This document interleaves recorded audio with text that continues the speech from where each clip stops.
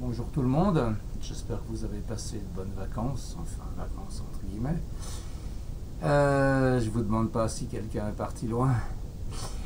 Voilà, donc je reviens avec une vidéo cette semaine parce que j'ai des problèmes de connexion internet, vu que j'habite sur France, j'ai dû acheter un supplément de connexion auprès d'Orange France qui m'a dit que ça marcherait très bien dans mon modem 4G.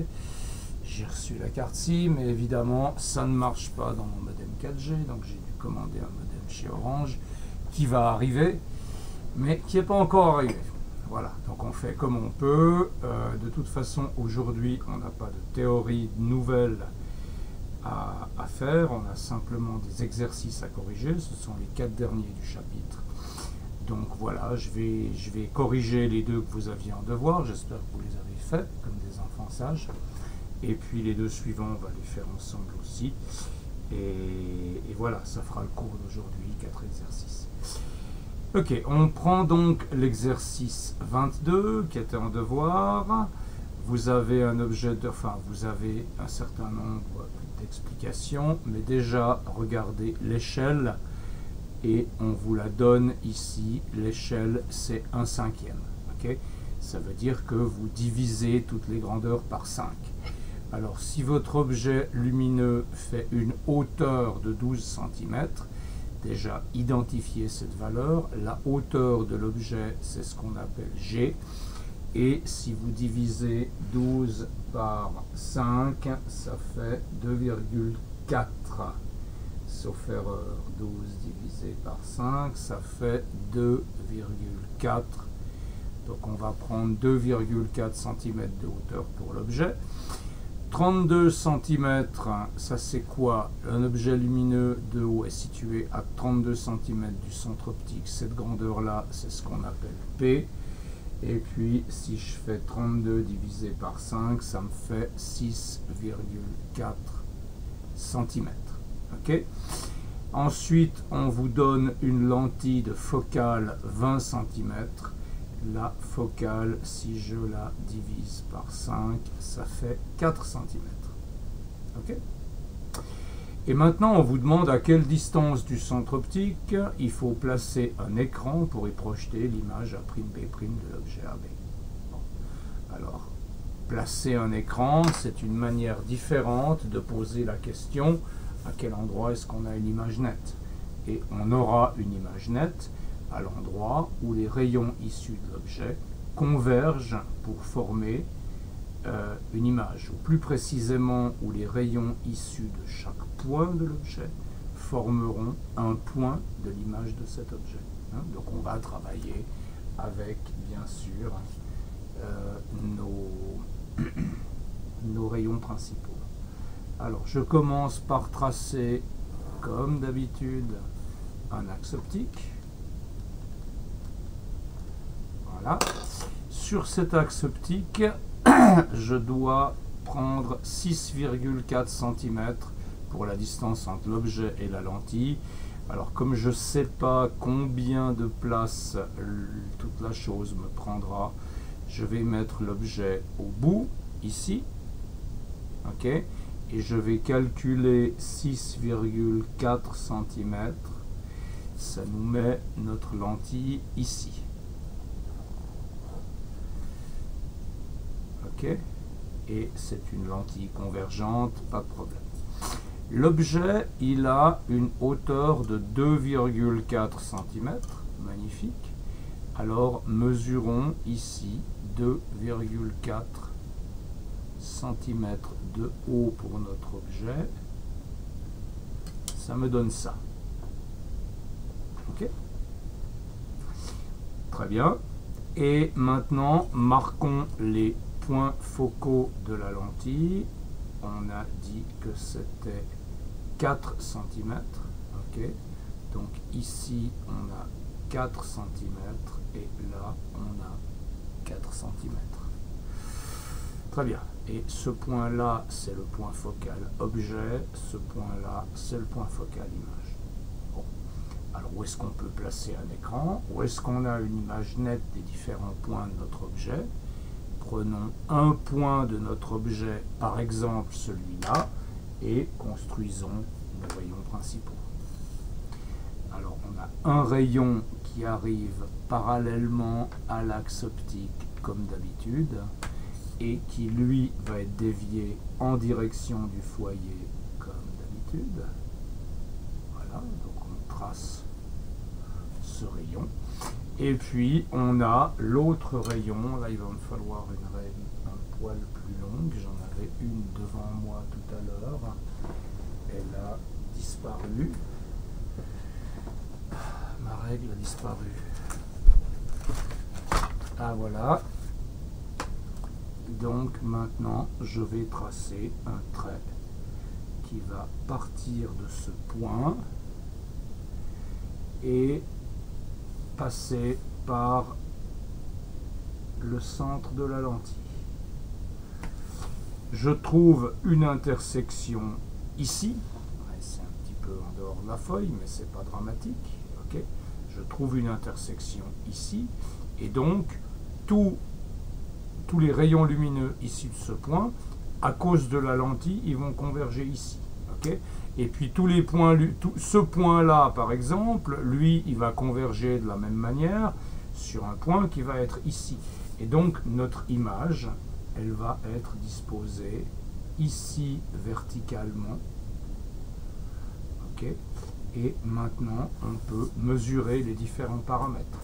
Donc, qu'est-ce qu'on peut mesurer? On peut mesurer d'une part la distance entre la lentille et l'image, c'est-à-dire la position de l'écran. Cette dimension, c'est P'. P', on le mesure, ça fait 10,5 cm fois 5, ça fait 52,5. Donc P' c'est 52,5 cm. Et puis la hauteur de l'objet, on la mesure. Alors chez moi ça fait 4,2 cm et ça c'est G'. Maintenant si je prends 4,2 et je le multiplie par 5, ça nous fait 21 cm. Ok? Donc la hauteur de l'image AB, c'était le point B, on l'a calculé, c'est 21 cm. Pour un objet de 12 cm de haut, ça a l'air tout à fait raisonnable. Et le P', c'est la distance à laquelle il faut projeter l'écran. Donc ça répond il faut mettre l'écran. Donc ça répond à la question A, il faut mettre l'écran à 52,5 cm de la lentille. Maintenant, je vous propose, avec ces chiffres, de vérifier les lois des lentilles. Okay? Alors, pour vérifier les lois des lentilles, on va déjà noter nos différentes grandeurs. Et puis, je vais noter ces grandeurs en dimensions non réduites. Il faut juste que je fasse un choix. Soit je fais tout avec les dimensions non réduites, soit je fais tout avec les dimensions réduites. Là, je vais faire avec les dimensions non réduites. On a P, on a P', on a F, on a G et on a G'. Alors, collectionnons sur cette feuille ces différents résultats. P, on a dit que c'était 32 cm. P', on vient de le calculer, c'est 52,5 cm. La focale, on l'a ici, c'est 20 cm. Le G, la hauteur de l'objet, on l'a, c'est 12 cm. Et puis le G', la hauteur de l'image, c'est 21 cm. Okay, j'enlève le schéma et on va essayer de faire le calcul.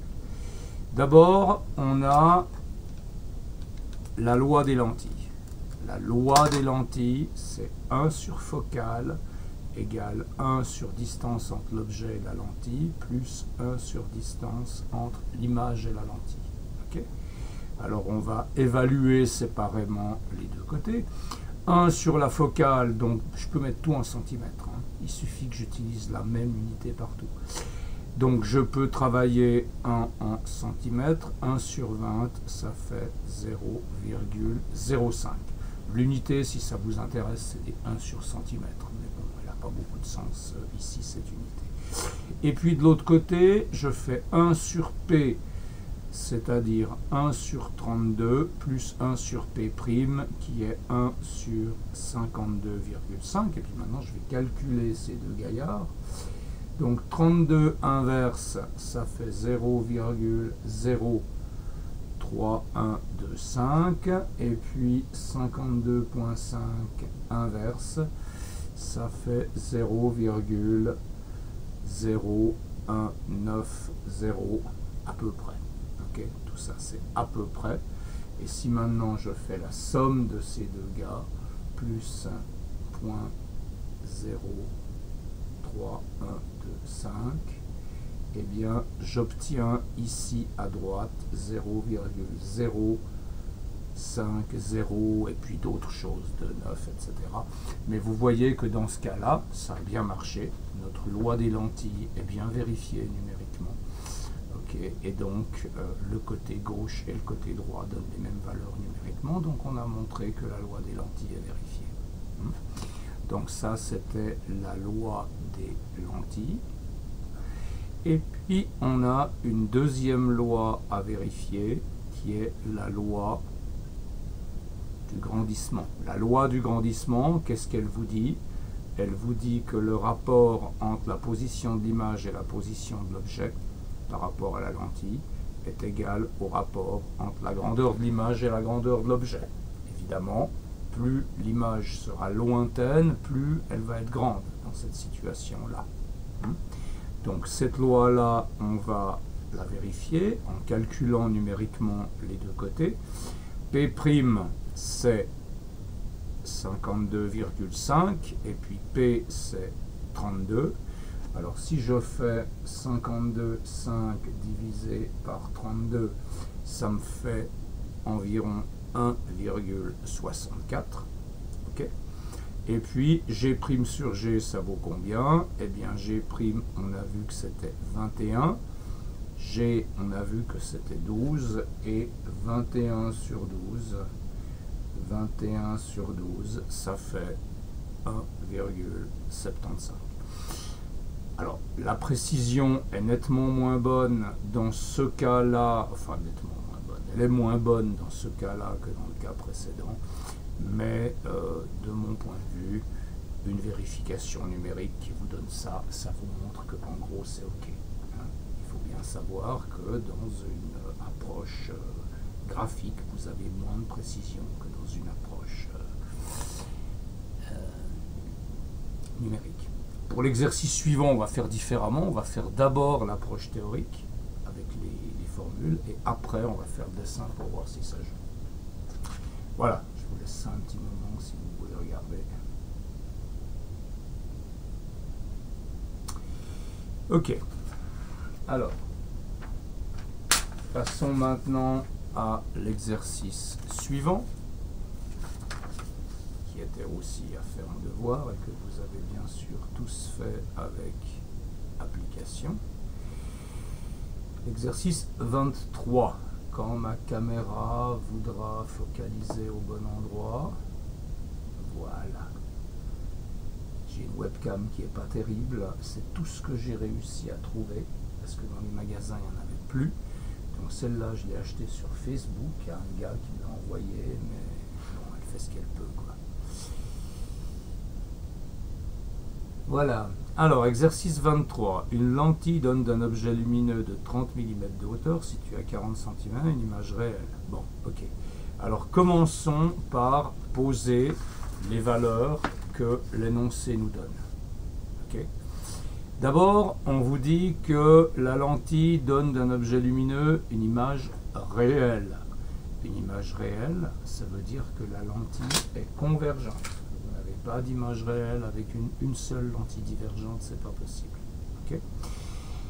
Puis qu'est-ce qu'on vous dit? Vous avez le G qui est la hauteur de l'objet. Alors on va se mettre en centimètres, G fait 3 cm. Okay, on s'occupera de l'échelle après. Situé à 40 cm de son centre optique, la distance entre l'objet et le centre optique, c'est ce qu'on appelle P. Et donc P, c'est 40 cm. Okay. Après, on a une image réelle haute de 45 mm G', ça c'est 4,5 cm, je mets tout en centimètres, c'est la hauteur de l'image. Et on vous demande quelle est la distance séparant l'écran du centre optique de la lentille, et on vous demande quelle est la distance focale de la lentille. Bon. Alors, comment est-ce qu'on peut faire ça? Premièrement, par calcul. Je vous laisse réfléchir un petit moment si vous n'y avez pas réfléchi. Okay. Les valeurs qui nous manquent, c'est P', et puis évidemment la focale, qui n'est pas donnée dans l'exercice. Donc comment est-ce qu'on pourrait faire pour trouver la focale? Eh bien, si on détermine P' avec l'équation de grandissement, eh bien ensuite on pourra calculer la focale avec la loi des lentilles. Hein, je m'explique. On a la loi G' sur G est égale à P' sur P, ça c'est la loi du grandissement. Okay. Donc cette loi du grandissement, elle vous permet d'écrire que P' est égal à P fois G' sur G. J'ai simplement multiplié par P des deux côtés. Très bien. Alors calculons P'. P' c'est P, 40, fois G', 4,5 sur G, 3. Ça fait 1,5. 1,5 fois 40, ça fait 60. Donc vous avez déterminé le P' qui est de 60 cm. Et maintenant, comment faire pour calculer la focale? Eh bien, c'est tout simple. Vous avez la loi des lentilles, 1 sur F égale 1 sur P plus 1 sur P'. Et ça vous permet de calculer F comme 1 sur P plus 1 sur P'. Ok? J'encadre la loi simplement. J'ai simplement inversé des deux côtés de manière à avoir la valeur de F en prenant 1 sur F qui donne F, puis de l'autre côté j'ai ça. Alors calculons ça. Ça c'est 1 sur P, P c'est 40, plus 1 sur P', P' je viens de le calculer, c'est 60. Alors maintenant on fait le calcul.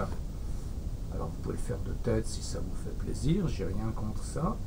Moi je le fais à la calculatrice. Et 61 sur x égale, et puis après je fais 1 sur x, et ça me donne 24 cm. Okay. Donc j'ai déterminé la distance focale de ma lentille qui est de 24 cm. 24 cm, je l'ajoute là-haut, et puis P', je l'ai calculé aussi, ça fait 60 cm. Voilà. Donc là, j'ai les réponses à la question A, quelle est la distance séparant l'écran du centre optique de la lentille? Eh bien, cette distance, c'est 60 cm. Et puis, quelle est la distance focale de la lentille? Je l'ai calculé ici, question B, c'est 24 cm. D'accord? Bon, maintenant on va faire le dessin. Ok? On va, avec ces mêmes grandeurs, tracer le dessin et essayer de résoudre graphiquement l'exercice. Alors pour résoudre graphiquement, eh bien, je commence toujours de la même manière en traçant l'axe optique qui est la base de toute la construction. Et puis il faut que j'utilise une échelle. Alors qu'est-ce que vous voulez comme échelle? On peut utiliser l'échelle 1 sur 5 aussi, ça m'a l'air pas mal, 1 sur 5. Okay. Donc on va diviser toutes les grandeurs par 5. Ça fait que, qu'est-ce qu'on va avoir? 3 divisé par 5, ça fait 6 mm. Donc ici, on aura 6 mm. 40 divisé par 5, ça va faire 8 cm. 4,5 divisé par 5, ça va faire 9 mm. 60 divisé par 5, ça va faire 12 cm. Et puis 24 divisé par 5, ça va faire 4,8 cm. On est d'accord? On y va. Pour essayer de rester dans le cadre, on va mettre l'objet tout à gauche. Et on sait que cet objet, il est à 8 cm de la lentille. Ok. Alors, on va mettre l'objet là. Ça, c'est notre objet. Et puis, la lentille, elle est à 8 cm. Et puis ensuite, on sait que l'écran doit être à 12 cm. Donc, vous voyez, j'y arrive juste. Sur cette feuille, il y a 21 cm de longueur. Moi, j'en utilise 20, donc ça va bien. Pardon, je ne vous ai pas montré le dessin. Voilà, j'étais là. Hein. Excusez-moi. Donc ça, c'est l'objet. À 8 cm de l'objet, on a la lentille. Et puis ensuite, à 12 cm de la lentille, on a l'image. Alors, je trace maintenant tout ça. La lentille, on a dit qu'elle était convergente puisqu'elle donnait une image réelle projetable sur un écran. Et puis la hauteur de l'objet, c'est 3 cm divisé par 5, ça fait 6 mm. Alors 6 mm, ça me donne, c'est pas très grand.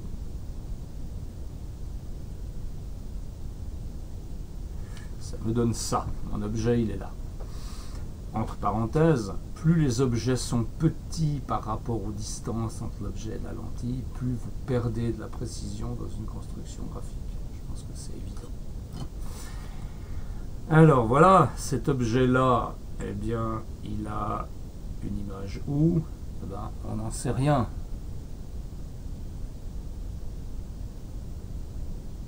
Comment est-ce qu'on peut savoir ça? Okay. Ben, on sait que l'image, comment est-ce qu'on sait maintenant quelle est la focale de la lentille? Parce que là, on ne l'a pas encore déterminé. Okay. Faisons comme si on n'avait pas résolu le problème par les formules. Hein. On a un objet, on sait qu'il y a un rayon qui arrive parallèlement à l'axe optique, mais par contre, on sait que ce rayon passe par le point focal, on ne connaît pas le point focal. Hein. Mais on sait que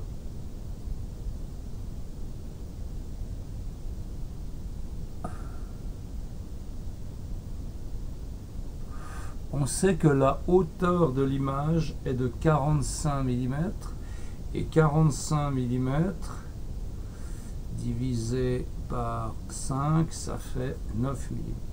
Okay. Donc on sait que quelque part, il doit y avoir une image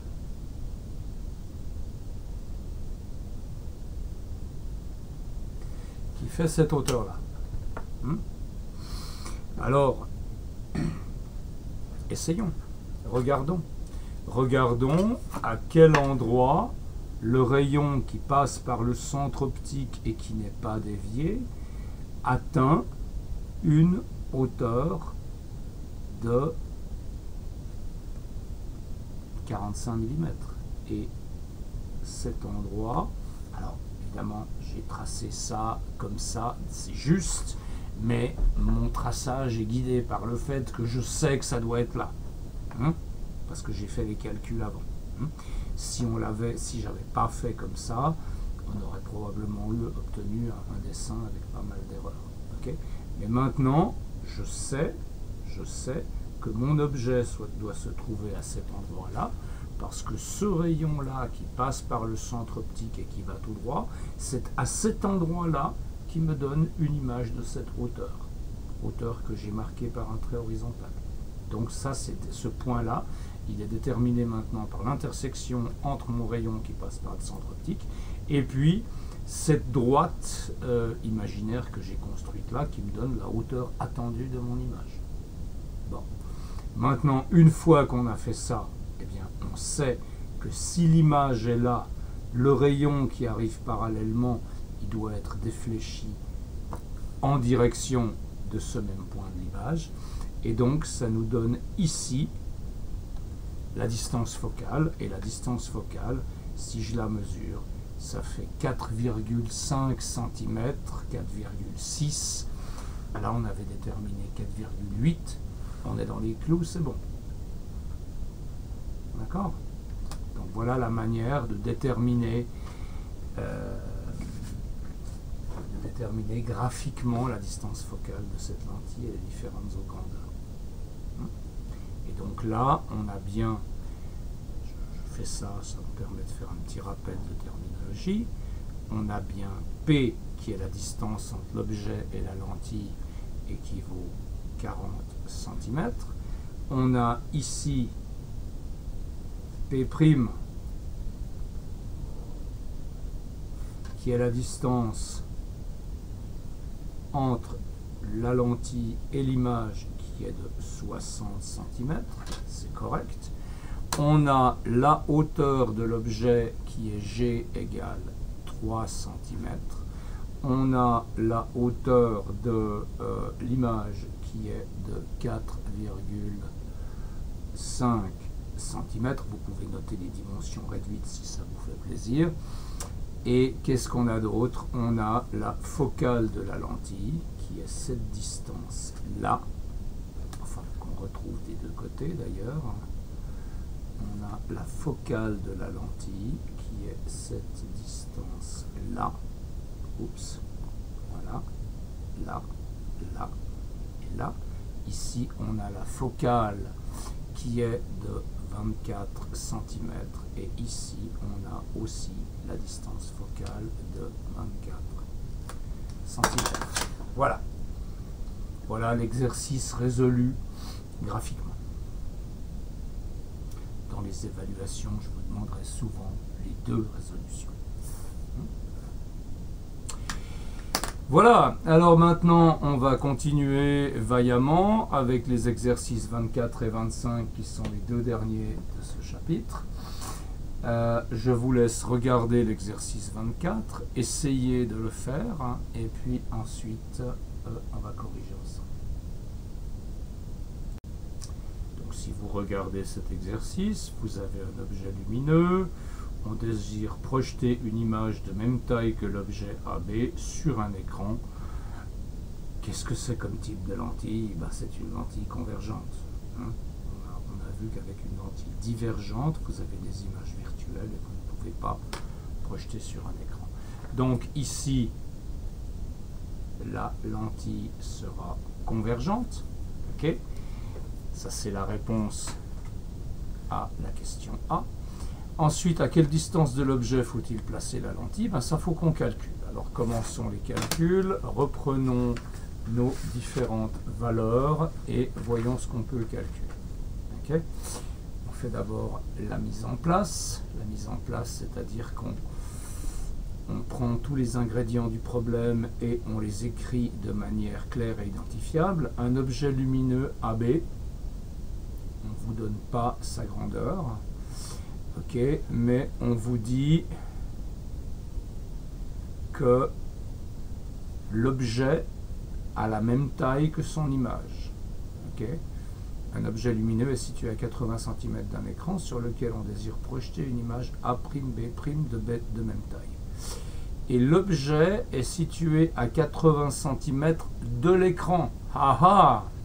Donc ça veut dire que P plus P' est égal à 80 cm. On est d'accord? Ok? Et maintenant, on vous demande à quelle distance de l'objet il faut placer la lentille. Alors, comment est-ce que vous résolvez ça? Et puis après, on vous demandera la distance focale de la lentille. À quelle distance de l'objet faut-il placer la lentille? Alors, qu'est-ce qu'on vous dit?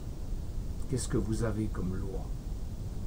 Okay. Vous avez 1 sur F égale 1 sur P plus 1 sur P'. Loi des lentilles. Là, ça ne vous aide pas beaucoup parce que vous ne connaissez pas la focale pour l'instant. Et vous ne connaissez pas séparément P et P'. Okay. Par contre, vous avez une deuxième loi qui vous dit que G' sur G égale P' sur P. Loi du grandissement. Alors maintenant, qu'est-ce que vous faites? Eh bien, vous savez que G égale G', ça veut dire que ce rapport-là, G' sur G, il vaut 1. Et si ce rapport-là vaut 1, ça veut dire que P' sur P vaut aussi 1. Donc ça veut dire que P est égal à P' pour avoir un rapport de 1. Okay, et vous avez ensuite P égale P' et puis P plus P' égale 80. Donc vous remplacez P' par P, ça vous donne 2P égale 80, ça fait P égale 40. Donc vous trouvez que P égale P' égale 40 cm, ce qui n'est pas inattendu dans la mesure où vous voulez une image de même taille. Okay. Et donc la distance, et vous voulez une image de même taille sur une distance de 80 cm, donc vous devez mettre l'objet et l'image à la même distance de la lentille. Mais on vous demande encore la focale de la lentille. La focale de la lentille, ben, comment est-ce que vous allez la déterminer? Avec évidemment la loi des lentilles, que vous réécrivez pour exprimer la focale, ou que vous faites, enfin c'est égal, ok, la loi des lentilles, elle vous donne ça. Ok, la focale c'est 1 sur P plus 1 sur P', et puis comme P est égal à P', vous pouvez écrire que c'est 1 sur P plus 1 sur P. Hein, vous remplacez P' par P. Là. Donc ça vous fait 1 sur 2 sur P. Et 1 sur P, c'est P sur 2. Et donc la focale, ce sera 20 cm. Ok, tout simple.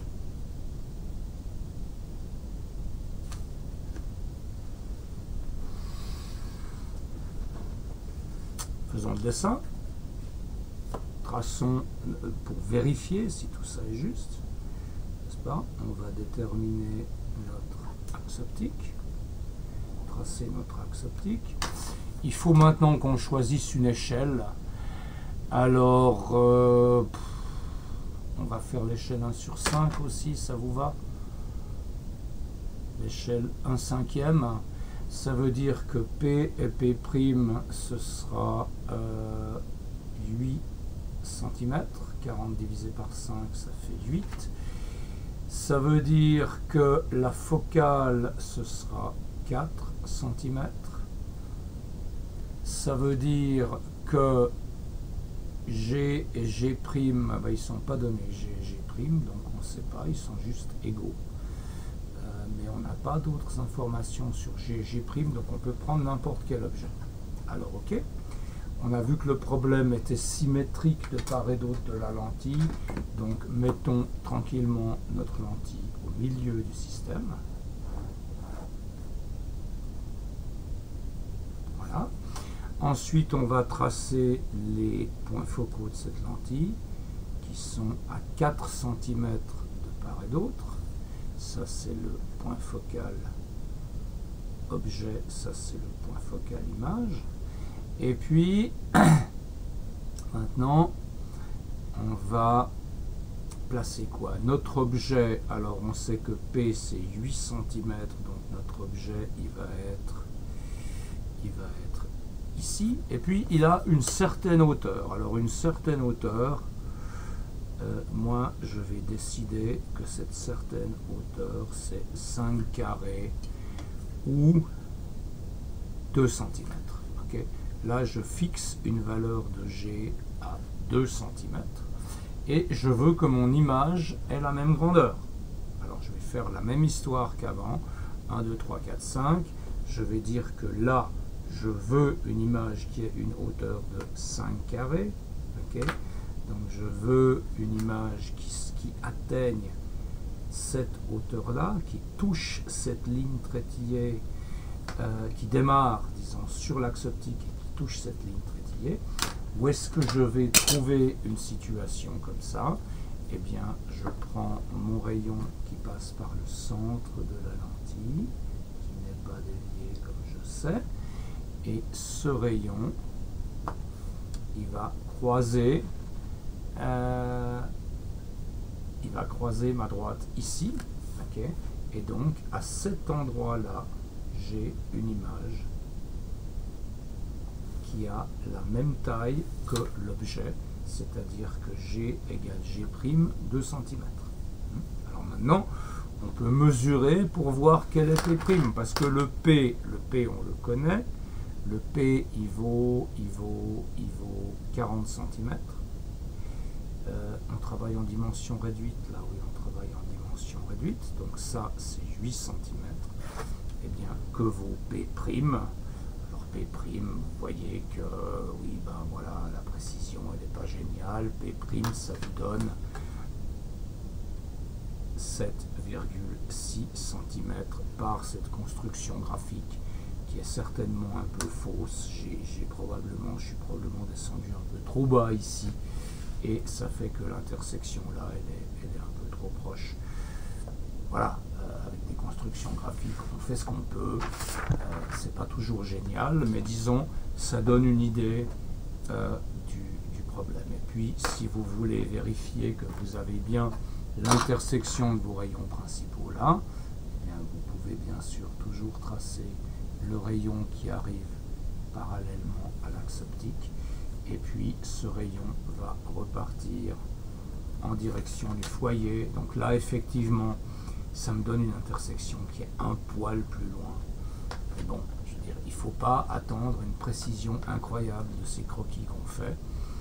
En plus, ce sont des croquis qui sont vrais en première approximation pour des lentilles minces.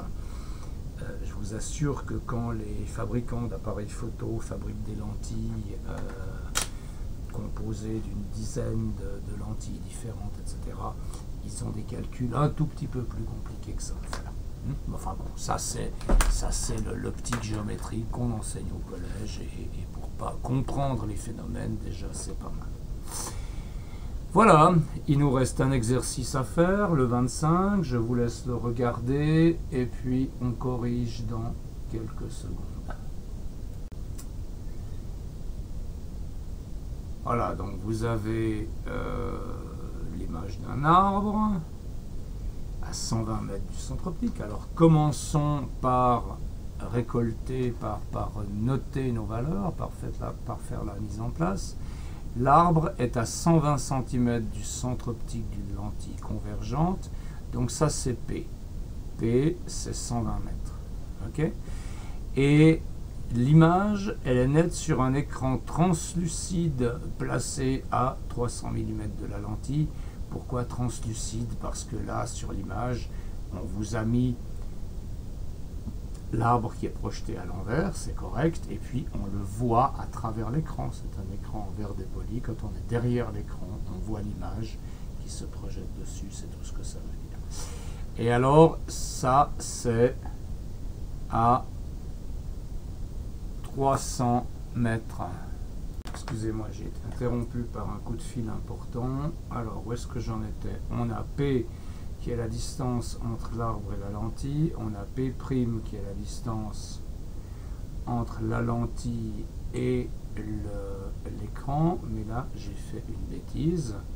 C'est que c'est pas 300 mètres, c'est 300 mm.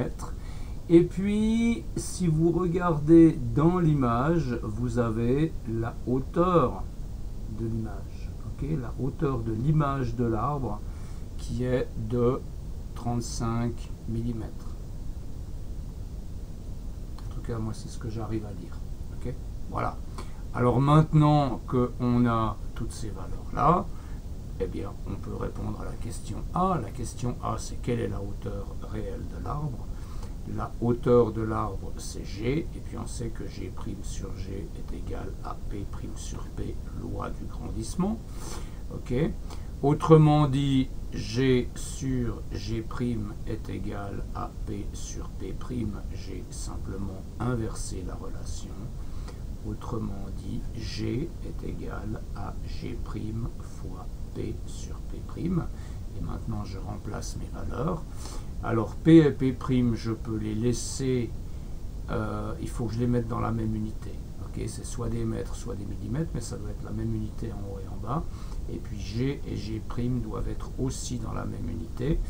Alors, on va mettre tout en millimètres, si ça vous va. De toute façon, vous n'avez pas le choix. Donc je prends G' 35 mm, je prends P qui est 120 mètres, mais 120 mètres c'est 120 000 mm, divisé par P' qui est 300 mm. Alors je peux déjà éliminer 2 zéros, et ça nous fait donc 35 fois 1200, 35 fois 1200, ça nous fait 42 000 millimètres, et ça nous fait donc 42 mètres.